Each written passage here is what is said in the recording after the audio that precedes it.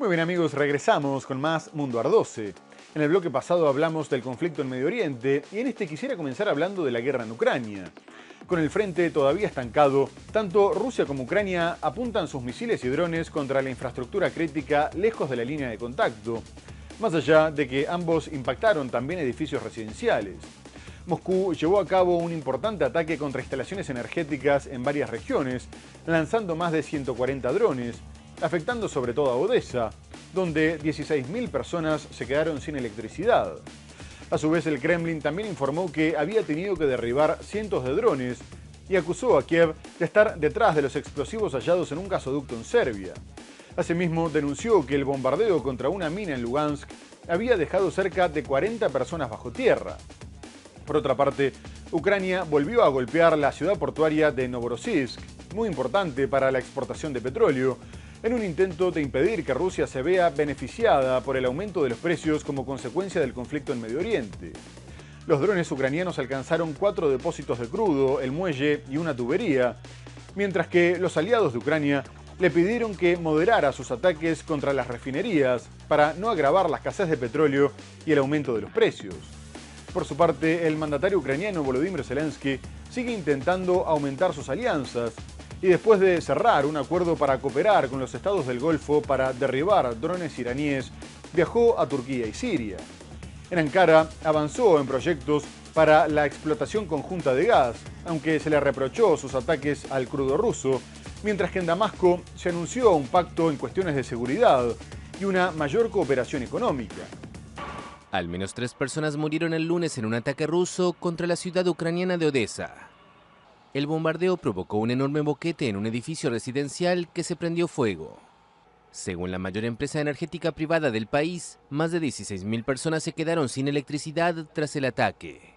El presidente ucraniano Volodymyr Zelensky informó que Rusia lanzó más de 140 drones durante la noche, que alcanzaron instalaciones energéticas en varias regiones. Mientras tanto, las autoridades rusas informaron de un ataque con drones en Krasnodar durante la noche. Astra señala que esta es la segunda vez desde principios de marzo que el complejo Sheshkaris, la mayor terminal de carga de petróleo del sur de Rusia, ha sido atacado. Este desempeña un papel clave en las operaciones del puerto marítimo de Novorossiysk y en toda la infraestructura de exportación del sur del país. El presidente turco Recep Tayyip Erdogan recibió el sábado en Estambul a su homólogo ucraniano, Volodymyr Zelensky, para conversar sobre seguridad energética y marítima, y también sobre los esfuerzos para poner fin a la guerra con Rusia, informó el sábado la presidencia turca. La visita se produjo un día después de que Erdogan hablara con el presidente ruso Vladimir Putin, quien acusó a Ucrania de intentar atacar el gasoducto entre Rusia y Turquía, que también abastece a varios países europeos. Ucrania y Siria se comprometieron el domingo en Damasco a una mayor cooperación en materia de seguridad, mientras Kiev impulsa la profundización de los lazos de seguridad en todo Oriente Medio. Al-Shara de Siria afirmó que los dos líderes se centraron en formas de reforzar la cooperación económica y el intercambio de conocimientos especializados. Pero quisiera detenerme un poco más en lo sucedido en Serbia, donde, como vimos, se encontraron explosivos en un gasoducto cerca de la frontera, dado que el mandatario húngaro Viktor Orbán, que viene manteniendo una fuerte disputa con Ucrania por su necesidad de importar hidrocarburos rusos, afirmó que si bien no quería acusar a Kiev sin pruebas para no perjudicar todavía más la relación sin llevar a cabo la investigación pertinente, el hecho encajaba en una serie de acontecimientos y los ucranianos tenían la capacidad, estaban dispuestos y eran capaces de perpetrar un atentado como ese. No obstante, se destaca que el intento de atacar el gasoducto llega en la recta final de la campaña para las elecciones del 12 de abril y el candidato opositor, Peter Magyar, que las encuestas lo ubican como claro favorito y es acusado por el gobierno de ser un títere de Zelensky, sugirió que el sospechoso de estar detrás del hecho era Rusia, en un intento de apoyar las posibilidades de Orbán, mientras que Ucrania también negó su participación y afirmó que podría ser un ataque de falsa bandera. Mientras tanto, el vicepresidente norteamericano J.D. Vance intentó meterse en la campaña para favorecer a Orbán, que también es un fuerte aliado del gobierno republicano, y viajó a Budapest. Incluso Trump evaluó la posibilidad de ir a respaldarlo personalmente, pero se limitó a publicar un video. Por su parte, Orbán acusó a la Unión Europea de hacer todo lo posible para que haya un cambio de gobierno, en un momento en el que mantiene su veto a un préstamo a Ucrania de 90.000 millones de euros y a otro paquete de sanciones contra Rusia. Un gasoducto que concentra la atención de Hungría. En una rueda de prensa celebrada frente a la tubería en cuestión, el primer ministro húngaro volvió a insinuar que creía que Ucrania estaba detrás del supuesto intento de volarlo. No querría perjudicar aún más las relaciones entre Ucrania y Hungría acusando a ningún país, por ejemplo a Ucrania, sin conocer los hechos. Así que no lo haré hasta que tengamos los hechos. No lo haré. Sin embargo, es indudablemente cierto que lo que estamos viviendo aquí ahora encaja en una serie de acontecimientos, ya que los ucranianos tienen esa capacidad y están dispuestos y son capaces de hacer algo así.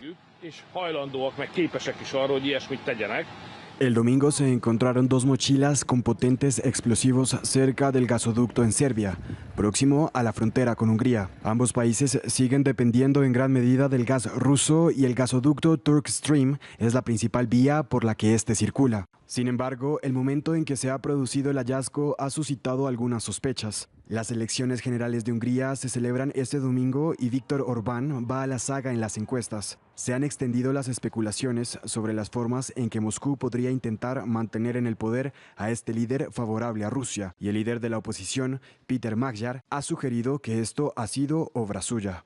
Muchas personas han sugerido que podría ocurrir algún accidente en Serbia, quizá relacionado con un gasoducto, en torno a esta Semana Santa, una semana antes de las elecciones húngaras.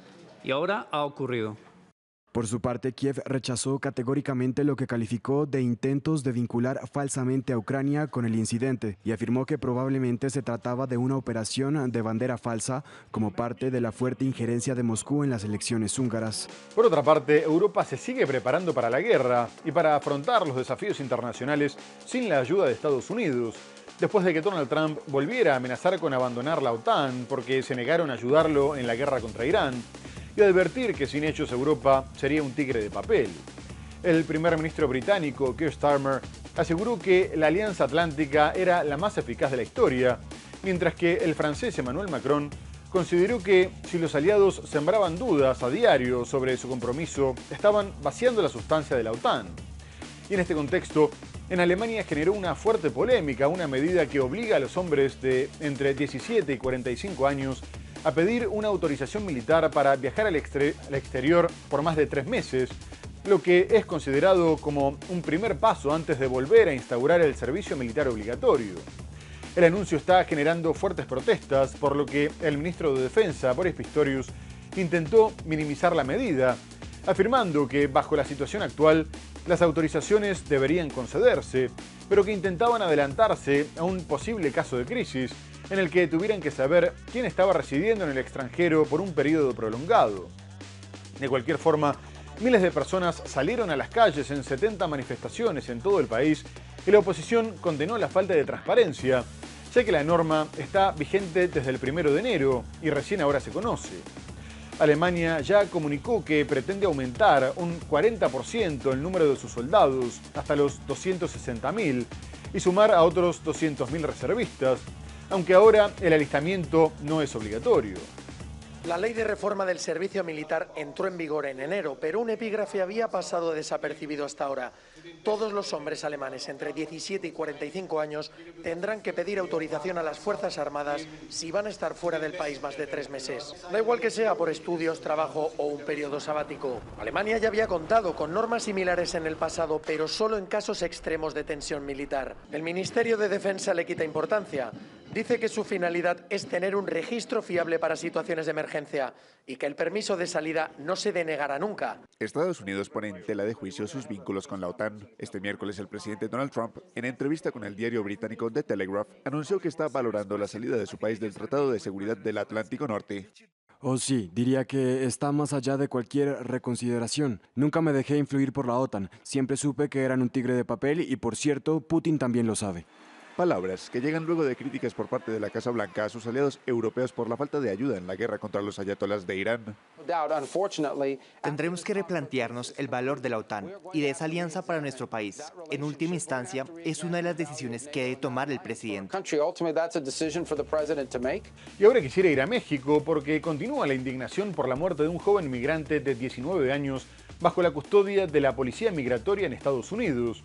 Y alrededor de 200 personas se congregaron para enterrarlo, mientras denunciaban que los motivos de su detención habían sido fabricados, al igual que las explicaciones de su muerte. Roger Pérez Jiménez falleció el pasado 16 de marzo en un centro de detención del Servicio de Inmigración y Aduanas, en Florida, y la agencia de seguridad aseguró que se había tratado de un suicidio, a pesar de que el cuerpo tenía heridas en el omóplato y en la mano izquierda. Previamente, la mandataria mexicana Claudia Sheinbaum informó que iba a presentar acciones de protesta en Estados Unidos, calificando las muertes de mexicanos bajo custodia como inaceptables.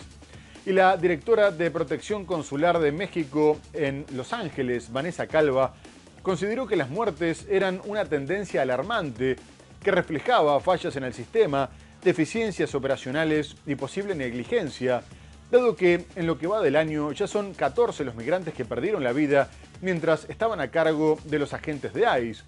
Y agregó que el accionar de la policía era contrario a los estándares del derecho internacional humanitario, por lo que agotarían todas las vías legales y diplomáticas para pedir justicia.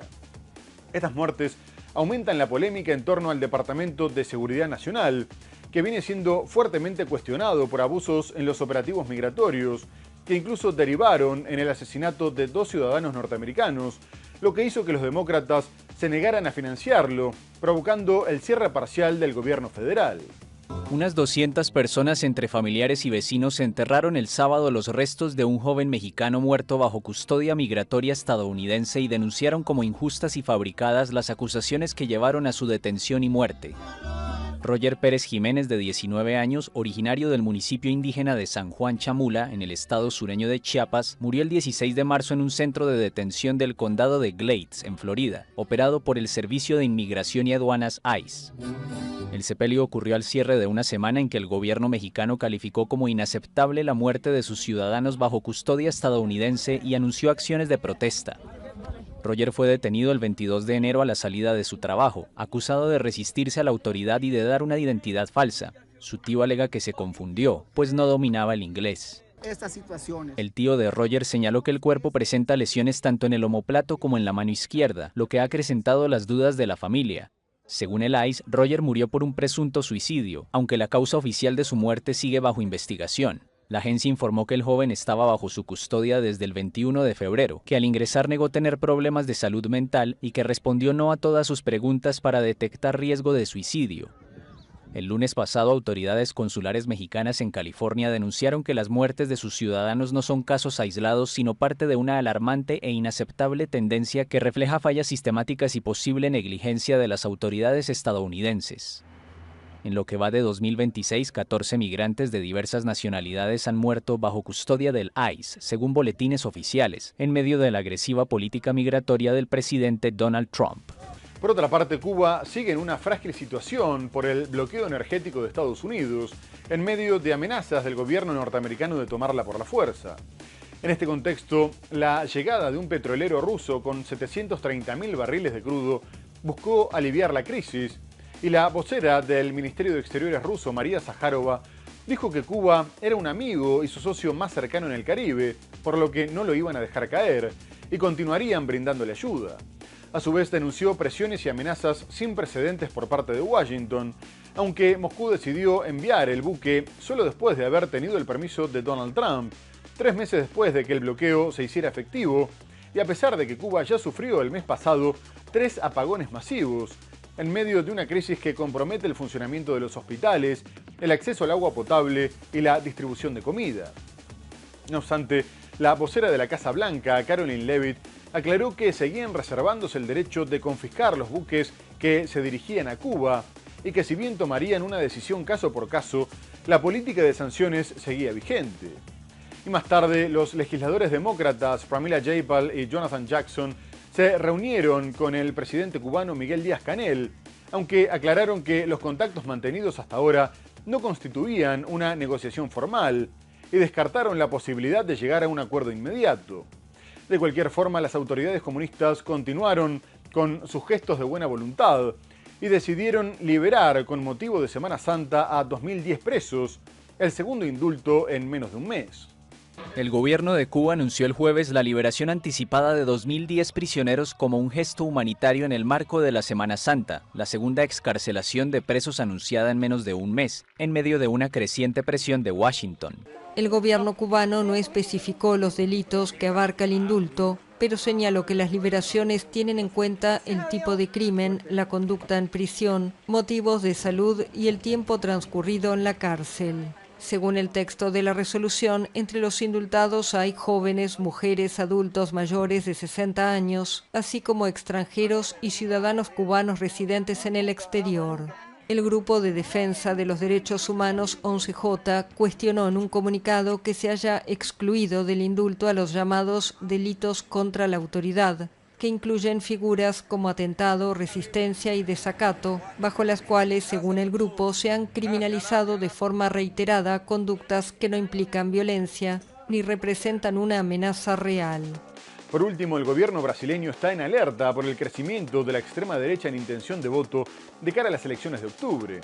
En diciembre, el mandatario Luis Ignacio Lula da Silva le sacaba 15 puntos de ventaja al senador Flavio Bolsonaro, hijo del expresidente Jair Bolsonaro.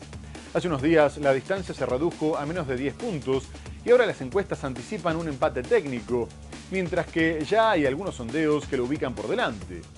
Y la sorpresa por el crecimiento de Bolsonaro radica sobre todo en que la economía del país continuó creciendo por encima de los 2 puntos. El desempleo se ubicó en poco más del 5%, el mejor número desde el 2012. 9 millones de personas salieron de la pobreza solo en los 2 primeros años del gobierno.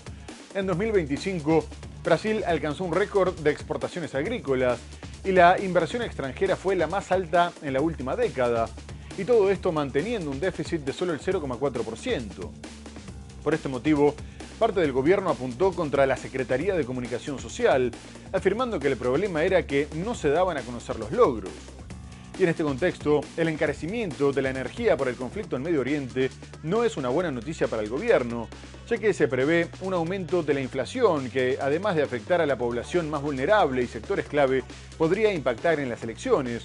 Y el gobierno anunció un paquete de subsidios y exenciones fiscales para minimizar el impacto, incluyendo el diésel, el gas de cocina, el gas licuado de petróleo, créditos para las aerolíneas y la eliminación de impuestos al biodiesel y al queroseno de aviación para evitar el aumento en pasajes.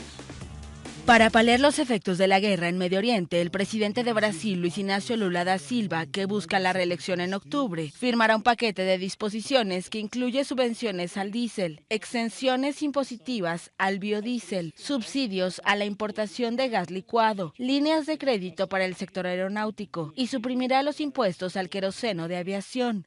Además, incluye un endurecimiento de las penas para casos de aumentos abusivos. El diésel en las gasolineras brasileñas aumentó casi un 24% desde el inicio de la guerra a fines de febrero, según la Agencia Nacional de Petróleo. El ministro de Hacienda afirmó que Brasil es de los países menos afectados por el conflicto en Medio Oriente, pero que aún así el presidente Lula les ha encomendado minimizar el costo de la guerra en el país. Lo que podemos garantizar es que haremos todo lo posible y lo que estamos viendo hoy es el resultado de ello. Lamentablemente se ha producido un aumento impulsado por factores externos, pero todas las acciones que emprende este gobierno estarán orientadas a mitigar el impacto sobre las familias brasileñas. Brasil es un gran exportador de petróleo y ha desarrollado una industria de biocombustibles y energías limpias que lo protege en parte de la crisis generada por el conflicto en Medio Oriente. Pero importa cerca del 30% del diésel que consume y depende fuertemente de ese combustible, ya que su red logística se basa principalmente en el transporte de cargas en camión. La inflación prevista para 2026 subió de 4,31% a 4,36% según el boletín Focus publicado el lunes por el Banco Central. Muy bien amigos, se nos ha terminado el programa. Hemos hablado del conflicto en Medio Oriente, con el acuerdo de alto al fuego entre Estados Unidos e Irán, la continuación de los ataques de Israel al Líbano, abordamos otras cuestiones como la guerra en Ucrania, la crisis en Cuba, pero lo tenemos que dejar hasta el próximo programa. Muchas gracias por habernos acompañado y hasta entonces.